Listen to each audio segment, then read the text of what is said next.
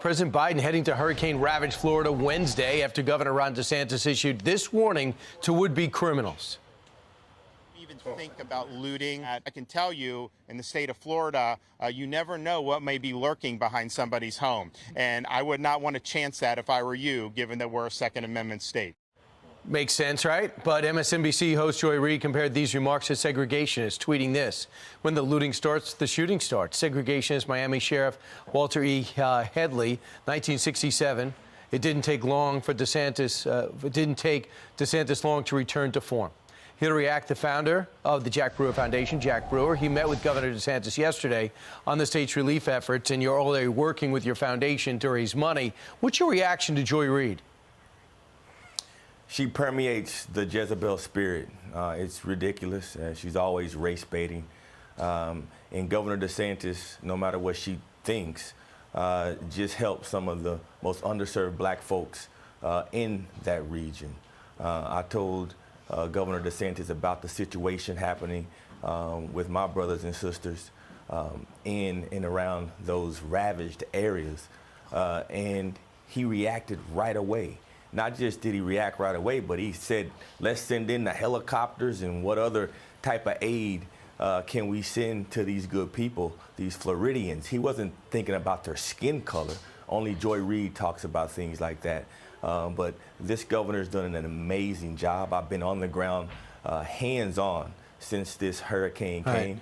And I can tell you that there's never been a response quite like this that we've seen down here in Florida. Right, but the devastation's so great. I know the tension's going to wear thin. It's just human nature. The adrenaline starts tapering off, and then you say, where do I go from here? Arcadia is one of the areas in which you and your foundation doing so much work. I'm sure he really appreciates you. But as usual, people are trying to find some chinks in the armor. It seems that CNN is focusing on the fact that Lee County that didn't evacuate soon enough. Listen to this exchange. Why do you stand behind Lee County's decision to not have that mandatory evacuation until the day before the storm? Well, where was your industry station when the storm hit? Were you guys in Lee County? No, you were in Tampa. So he was saying, basically, it was supposed to hit Tampa. The storm has a say in this. It didn't then end up hitting Lee County. What's your reaction? Do they want Governor DeSantis to be able to predict a storm that every meteorologist and weather person across the world couldn't predict? It's absolutely ridiculous. I was standing next to the governor when she asked that question, and it's just the ploy of the media. It's ridiculous to see the liberal media at work when you have so many Floridians who are stuck in their homes, and the vast majority of people that stayed during those orders stayed by choice, and many of them are still there. As you just said, I just came from Arcadia, and I toured literally highways and streets and neighborhoods in a boat because the place is still underwater and people still don't want to leave. So we're having to take these folks food and water and resources because you know what? That's all they have is their home. And some people only have their home, and so they don't want to leave their property.